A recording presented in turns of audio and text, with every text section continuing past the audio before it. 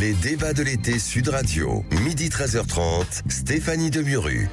Il est 12h30 en direct sur Sud Radio. Marseille, Paris, Nice, après l'incarcération d'un des leurs mis en examen pour violence en réunion.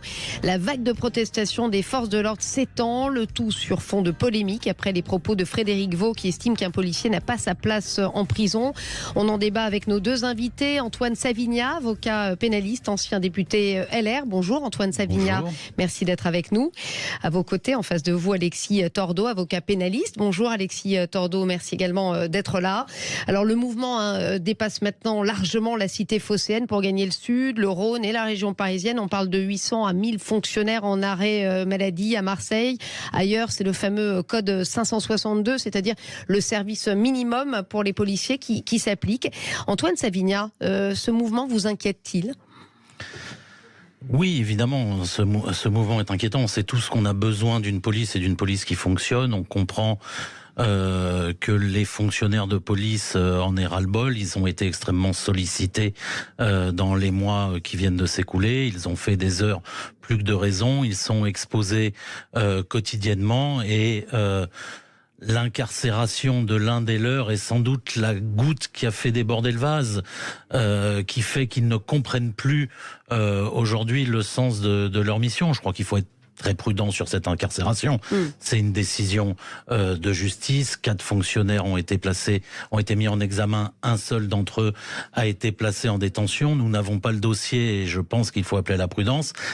Il y a aujourd'hui quelque chose qui est aussi extrêmement inquiétant, au-delà de ce mouvement d'exaspération qu'on peut comprendre, encore une fois, des fonctionnaires de police, c'est ce clivage que certains voudraient créer et animer entre justice et police dans notre pays. Et ça, à mon sens, est particulièrement inquiétant. La position de certains syndicats de magistrats, pas tous, parce que d'autres sont beaucoup plus prudents, mais la position de certains syndicats de magistrats est aussi inquiétante. Je pense qu'il faudrait que ces magistrats comprennent que chacun a un rôle à jouer dans notre système judiciaire, que chacun a une mission qui lui est définie avec ses règles, mais simplement le magistrat qui ne répond pas de ses erreurs doit peut-être faire preuve d'un peu d'empathie à l'égard des fonctionnaires de police qui, eux, sont exposés et répondent des erreurs qu'ils peuvent commettre dans le cadre de l'exercice de leurs fonctions. Alors, on rappelle quand même effectivement que le courroux des magistrats part des propos du directeur général de la police, qui dit qu'en gros,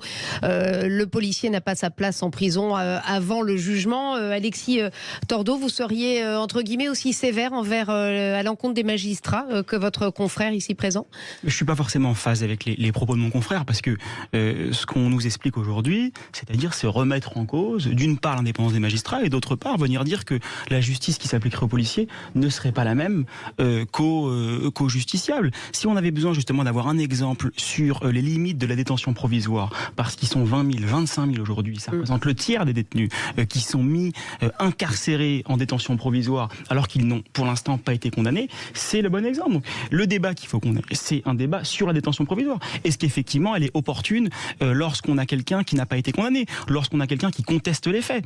Effectivement, là on peut en discuter. Moi je pense que effectivement dans ce cas-là, la place du policier n'est pas en détention provisoire. Mais comme pour certains de mes clients, on ne connaît pas le dossier, ça c'est vrai. C'est vrai que l'avocat de Eddy, le jeune blessé, le jeune Marseillais, expliquait quand même qu'il a subi de lourdes opérations, notamment une trépanation du crâne. C'est une opération très lourde. On va pas refaire le dossier ici, mais ça serait bon de rappeler peut-être les règles de la détention provisoire. Quand est-ce qu'on met quelqu'un en détention provisoire, précisément, maître Savigna ? Elle n'est justement pas le principe dans notre système judiciaire. Et c'est pour ça que je vous disais que sur 4 mis en examen dans ce dossier, 3 sont restés libres, puisqu'elle est l'exception. Et il faut que, effectivement, la personne mise en examen ne coche pas ou coche un certain nombre de cases pour être placée en détention. Et comme on ne connaît pas le dossier, c'est extrêmement difficile de se prononcer. Je ne sais pas, vous savez, tout est possible. Oui. On peut placer une personne en détention provisoire pour la protéger aussi, pour la protéger d'elle-même ou pour la protéger protéger de l'extérieur.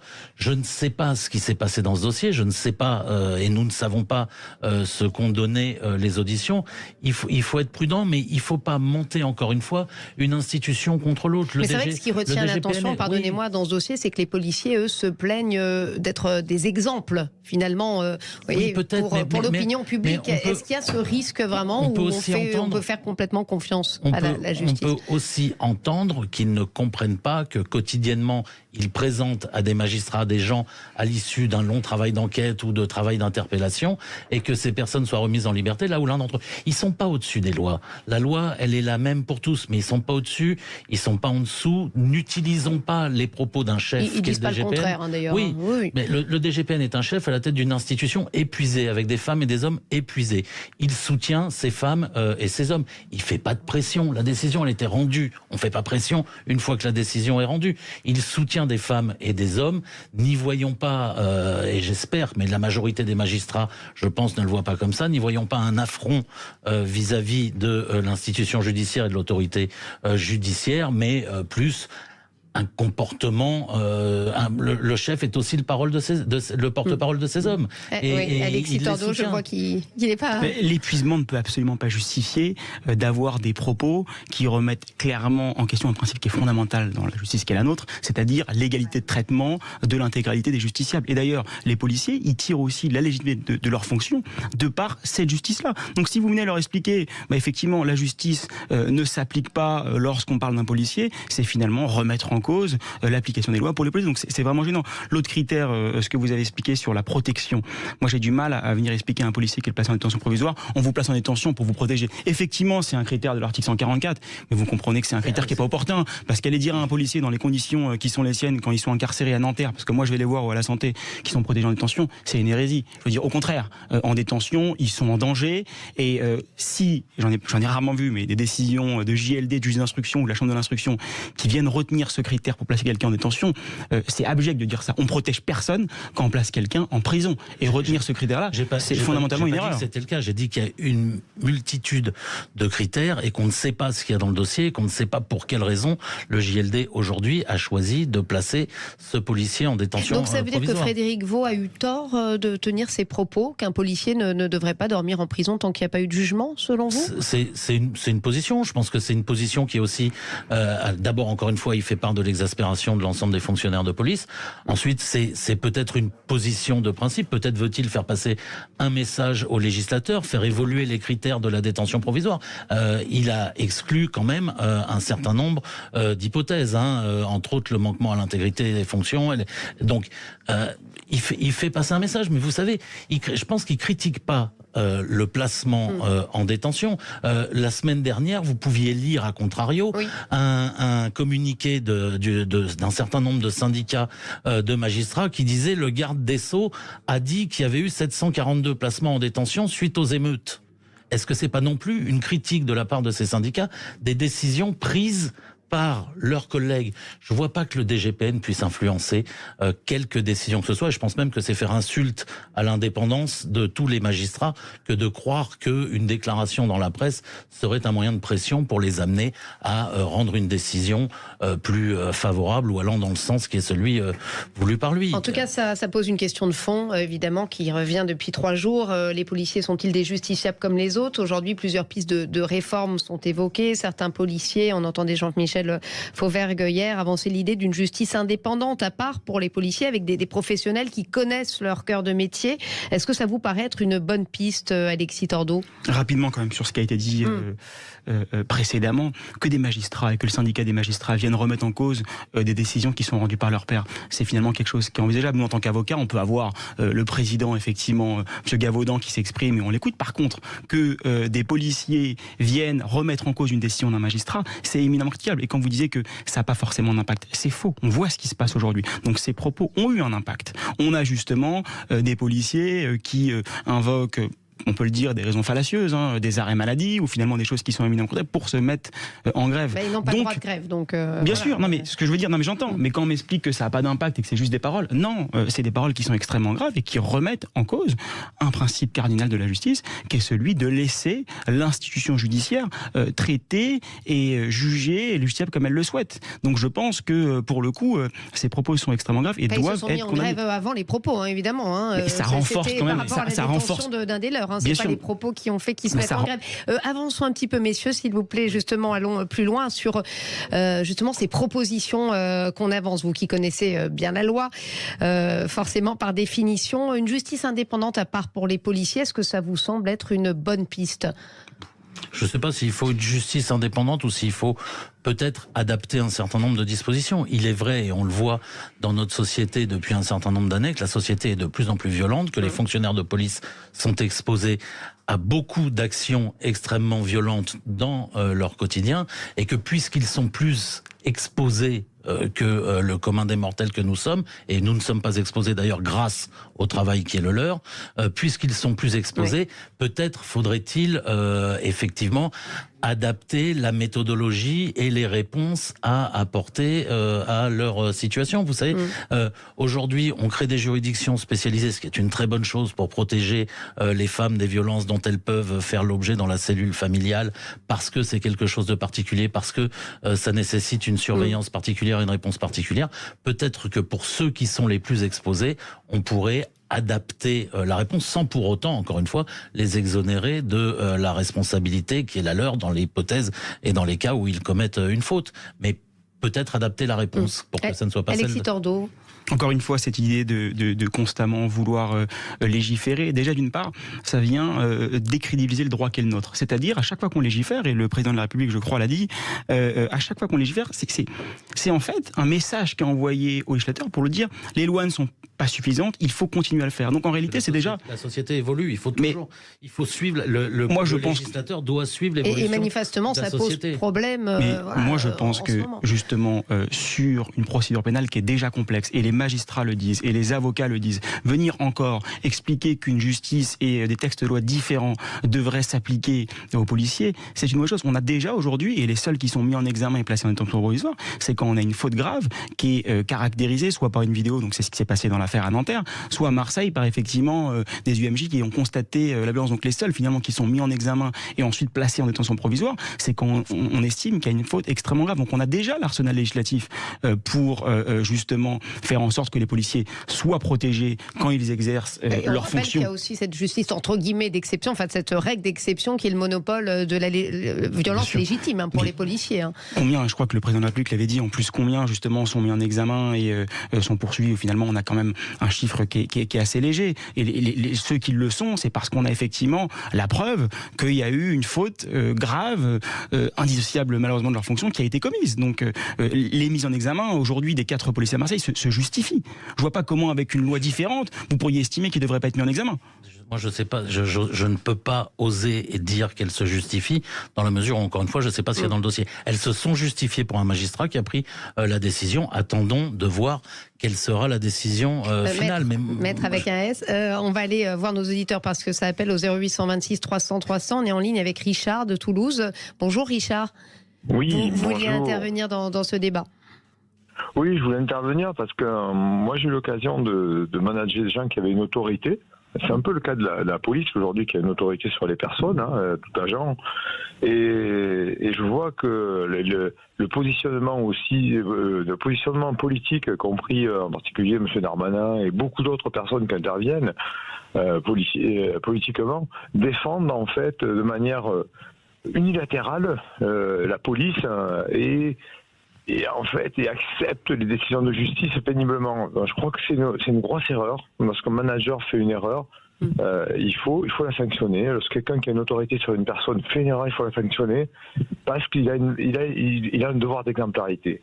Et aujourd'hui, je pense qu'on fait fi de ça et c'est grave. Alors je comprends que les mineurs soient plus hors contrôle parce que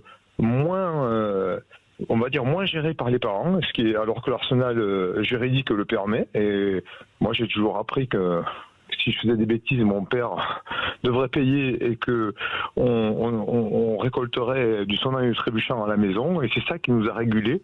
Et je crois qu'aujourd'hui, l'erreur, je crois qu'il y a une très grosse erreur de vouloir protéger envers et contre tout les policiers pour les gens qui parlent, qui s'expriment, les politiques. Je crois qu'il faut remettre de l'exemplarité. Et je le dis sincèrement.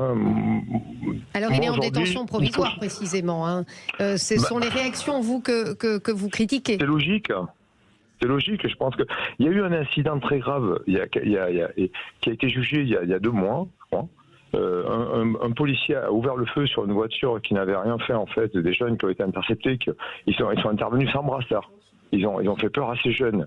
Et en fait, il n'y aurait pas eu de vidéo. Je pense que il y aurait eu une toute autre version, comme on l'a vu sur le dernier incident, où le policier a menti, faut le dire effectivement, pour se défendre. Mais sur ce jugement-là, je crois qu'il y a eu de la prison avec sursis, et la personne aurait pu mourir, quoi. Parce que des coups de feu ont été tirés dans le véhicule, et vraiment, une intervention comme ça, c'est gravissime. Je trouve que, et là, il y a une forme de bienveillance. Moi, je pense qu'il faut que tout le monde soit justiciable, égal, égaux en droit et en devoir, et c'est ça qu'on demande à la République. Merci en tout cas, Richard, de nous avoir appelé de Toulouse pour nous apporter donc votre réaction. Justement, vous parliez de la violence chez les mineurs. C'est précisément notre deuxième sujet. Vous restez avec nous, cher maître Savigna et Tordo, puisque dans quelques instants, on va évoquer ce drame qui s'est joué samedi dans une petite commune de La Haye-Malherbe, dans l'Eure. Enzo, un jeune garçon de 15 ans, a perdu la vie. Son agresseur, âgé lui aussi de 15 ans, lui a porté un coup de couteau au thorax suite à une bagarre. Un mauvais regard serait en cause. De plus en plus de faits divers dont les mineurs comment l'expliquer, comment lutter. On en parle dans quelques instants. Et 0826 300 300 si vous voulez réagir. Les débats de l'été Sud Radio, midi 13h30, Stéphanie Demuru. 12h48, merci de nous rejoindre en direct sur Sud Radio. L'affaire est passée quasi inaperçue. Elle est pourtant d'une gravité exceptionnelle. Samedi, dans la petite commune de La Haye-Malherbe, dans l'Eure, Enzo, un jeune garçon de 15 ans, a perdu la vie. Son agresseur, âgé lui aussi de 15 ans, lui a porté un coup de couteau au thorax suite à une bagarre. Un mauvais regard, selon les premiers éléments de l'enquête. On en parle avec vous, Antoine Savigna, avocat pénaliste, ancien député LR. À vos côtés, Alexis Tordo, avocat pénaliste lui aussi. Alors c'est vrai, messieurs, on en parlait il y a quelques instants avec l'un de nos auditeurs, de plus en plus de faits divers sont en fait le fait de mineurs de plus en plus jeunes. Il y a cette affaire, mais plus récemment aussi le septuagénaire tué pour avoir osé demander à un groupe de jeunes de faire moins de bruit dans le Nord. Comment expliquer cette violence des plus jeunes, Antoine Savigna ? Je pense qu'il y a une évolution de la société et qu'il faudra sans doute, on le disait tout à l'heure, la loi doit aussi vivre avec son temps, qu'il faudra un jour se poser la question de la conception de la responsabilité pénale des mineurs et de l'éventuelle suppression de l'exception de minorité pour, face à des situations extrêmes, apporter la réponse adéquate. La société évolue, les jeunes sont beaucoup plus informés, les jeunes ont le sentiment, parce qu'ils restent des enfants, et qu'il faut continuer à les protéger et à les éduquer, mais ont le sentiment d'être beaucoup plus matures, parce qu'avec un accès à l'information extrêmement simple, avec des médias qui ne rendent pas forcément service ni aux enseignants, ni aux familles, parce que ça les abreuve d'images violentes, de mauvais exemples et de mauvais modèles. Et puis, il y a quand même aussi, la tarte à la crème du débat de bistrot, j'allais dire, mais oui, c'est aussi une réalité, un sentiment d'impunité et un sentiment d'une très très grande compassion de la part de la justice des mineurs aujourd'hui dans notre pays, pour plusieurs raisons. D'abord parce qu'il y a peut-être un système à revoir, mais aussi parce qu'il y a sans doute un manque de moyens pour y parvenir. Alors Maurice Berger, un pédopsychiatre qui travaille depuis 40 ans sur ces questions de mineurs violents, dit, il va dans votre sens, il y a quelques années, 85% des mineurs traduits devant la justice changeaient de comportement après leur rencontre avec le juge. Là, ils ne sont plus que 65%. Donc il y a plus la peur de l'autorité. Vous l'avez constaté, vous, Alexis Tordeau, et comment vous l'expliquez? On rappelle quand même que c'est un droit qui a été réformé il y a moins de 2 ans. Oui. Donc toujours sur cette idée de vouloir légiférer alors qu'on vient... Que dit la loi précisément, hein, Précisément, la loi, contrairement aussi à ce qui a été dit précédemment, prévoit quand même une possibilité de placement en détention provisoire pour les mineurs entre 13 et 16 ans.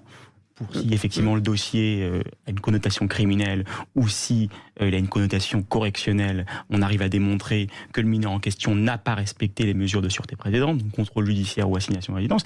Et pour les mineurs de plus de 16 ans, on a un placement en détention qui précisément nécessite les mêmes critères que pour les majeurs. Donc encore une fois, si on fait le bien... L'enfant, enfin, ce sont 2 enfants, un enfant de 15 ans qui tue un autre enfant. Et franchement, malheureusement, c'est pas le premier fait divers de ce type-là. Mais l'enfant de 15 ans, si vous voulez qu'on en parle, il peut être placé en détention provisoire. Parce que, précisément, on est sur une connotation criminelle. Donc, il pourra et il sera sûrement placé en détention provisoire. Donc, qu'est-ce qu'on peut faire de plus et après, que dire détention provisoire, et après, il va en prison? Le principe de la détention provisoire, c'est qu'il aille en prison de manière préventive avant l'audience au fond. L'audience au fond, ensuite, il y a un magistrat qui, effectivement, des magistrats, pour le coup, puisqu'on sera en matière criminelle, qui décideront la sanction. Mais l'arsenal législatif existe. On le place en détention provisoire. Il y a une mise en examen, un juge et des juges d'instruction instruisent, et ensuite on arrive à l'audience, il sera condamné. Qu'est-ce qu'on peut faire de plus? Comment on peut venir aujourd'hui expliquer qu'il faut légiférer ça? Qu'est-ce qu'on peut faire de plus? Du coup, on doit le... Il faut pas légiférer ça. Il faut, je pense, revoir globalement au-delà de cette très triste affaire. Il faut aussi, parce que, comme vous le rappeliez, les mineurs n'ont plus peur ou beaucoup moins peur de la justice. Il faut peut-être revoir les sanctions qui peuvent être prononcées à leur encontre en fonction de l'âge qu'ils ont et en fonction des faits qu'ils ont commis. Ça évitera aussi à de nombreux réseaux de les utiliser comme main d'œuvre parce que finalement non sanctionnables ou peu sanctionnables. La réponse, et vous le rappeliez à juste titre, la loi a changé il y a moins de 2 ans. Aujourd'hui, la réponse pénale est beaucoup plus rapide puisque les délais moyens sont passés de 18 mois à 9 mois, ce qui veut dire que beaucoup de jeunes ont une réponse et ont une déclaration de culpabilité au bout de 9 mois au lieu de 18 mois. Ça évite déjà de juger des majeurs pour des faits qu'ils avaient commis quand ils étaient mineurs. Ça permet également une prise de conscience beaucoup plus rapide. Alors oui, ça va... Il faudra analyser les chiffres quand ça, parce que on viendra vous dire, ah oui, mais regardez, du coup, il y a plus de récidives. Mais oui, mais avant, il y avait plus de réitérations, puisqu'ils n'étaient pas condamnés. Alors, il faudra analyser ces chiffres, voir comment ça se passe effectivement, et la prise de conscience. Mais au moins, le jeune verra le juge beaucoup plus vite, et en espérant que, après, les mesures seront acceptées, comprises, que l'accompagnement sera bien fait, et que le résultat sera là. Mais alors, on doit répondre à une société violente. Alors, le même Maurice Berger, je le cite parce que c'est vrai que c'est un référent en la matière qui connaît bien ces sujets. Il s'exprimait dans le cadre des émeutes. Là, c'est encore plus grave parce que c'est une affaire de meurtre. Lui, en tout cas, il prône des peines de prison courtes, mais en tout cas, il dit qu'il faut vraiment qu'il y ait un enfermement. Et des magistrats le disent aussi. Voilà, et la responsabilité des parents. Est-ce que aujourd'hui, clairement, la réponse pénale est adaptée, Maître Tordeau? Nous, notre rôle, c'est de venir étudier finalement et de regarder si, en tant qu'avocat bien sûr, si un dossier d'instruction est correctement mené et ensuite d'aller voir à charge et à décharge comment on peut obtenir une peine qui soit censée. Mais encore une fois, que les magistrats viennent dire il faut des peines plus lourdes, ils ont déjà l'arsenal pour le faire et ils peuvent le faire des audiences. Et s'ils estiment que finalement le mineur de 16 ans qui a fait ça doit avoir seulement 2 ans d'emprisonnement quand le majeur lui en aurait 5, c'est parce qu'ils pensent, et c'est aussi le but de la peine en France, ils pensent qu'il y a une optique de réinsertion. Et justement, vous évoquez... Justement, la loi existe, mais ça veut dire quoi? Ce sentiment, volontairement je dis ce sentiment d'impunité, il y a vraiment de l'impunité, vous le voyez sur le terrain, c'est le cas ou oui ou non? Il y avait déjà, c'est ce que je vous disais quant au délai de traitement, il y avait forcément un sentiment d'impunité, puisque quand vous comparaissiez devant le juge pour la première fois 24 ou 30 mois après avoir commis les faits et avoir été interpellé, que vous n'aviez plus 16 ans mais 19 ans et que le magistrat se disait bon finalement ça rime plus à rien de prononcer une mesure éducative parce qu'on est face à un majeur et forcément ça entretient ce sentiment d'impunité. Alors encore une fois, les magistrats n'avaient pas, puisque les choses semblent s'améliorer, les moyens d'apporter une réponse rapide, n'avaient pas forcément l'arsenal législatif pour y parvenir. Aujourd'hui, la nouvelle procédure fait qu'effectivement, ils peuvent apporter une réponse plus vite. Il faut espérer que ce sera déjà une solution qui viendra combattre ce sentiment d'impunité des mineurs. Alors, sauf qu'on ne sait pas vraiment si c'est l'impunité qui crée cette violence inouïe. Est-ce qu'il n'y a pas plutôt un travail énorme à faire en amont pour pas que ce genre de situation arrive? Parce qu'il y a comme un manque total d'empathie finalement chez ces jeunes. On le constate dans tous ces faits divers. Et cette question du sentiment d'impunité me rappelle un peu la question qu'on avait eue à une époque sur la liberté de manifester. Est-ce qu'on peut interdire quelqu'un de manifester parce que potentiellement il va commettre un délit? C'est un peu le même débat. Or aujourd'hui, c'est quoi le principe d'une démocratie? C'est qu'avant l'acte criminel, il n'y a rien. C'est-à-dire qu'on ne peut pas venir dire on pense qu'il va commettre un délit ou un crime parce qu'il a un sentiment d'impunité pour éventuellement condamner. C'était la même chose qu'on a eu dans le cadre des manifestations. On s'est posé la question à un moment donné de savoir si on allait pouvoir interdire à quelqu'un de manifester sur le simple fondement qu'il pourrait commettre un délit ou un crime. Et ça, c'est extrêmement gênant. Donc, nous, en tant que juristes, venir évoquer des sentiments d'impunité, c'est-à-dire quelque chose d'extrêmement superficiel et qui est effectivement caractérisé par rien, mais c'est pas une réalité juridique. Non, mais c'est une réalité sociétale.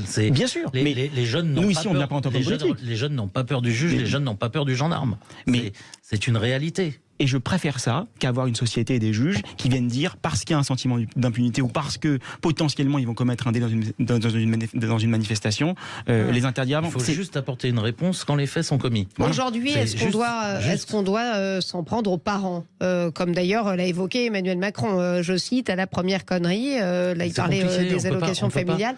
On ne peut pas tout rejeter sur les parents, tout rejeter. Il y a peut-être aussi qu'il faut s'en prendre à l'éducation nationale, peut-être qu'il faut s'en prendre aux parents, peut-être qu'il faut s'en prendre aux médias, peut-être c'est un problème global. Bon, les médias et l'école n'est pas responsable des parents des mineurs qui commettent ces larcins. Quand je dis les médias, vous savez comme moi que les jeunes ont accès sur nos différents médias à des vidéos extrêmement violentes, à des messages extrêmement violents. Encore une fois, c'est pas l'information, c'est l'ensemble des médias, du panel de médias mis à disposition.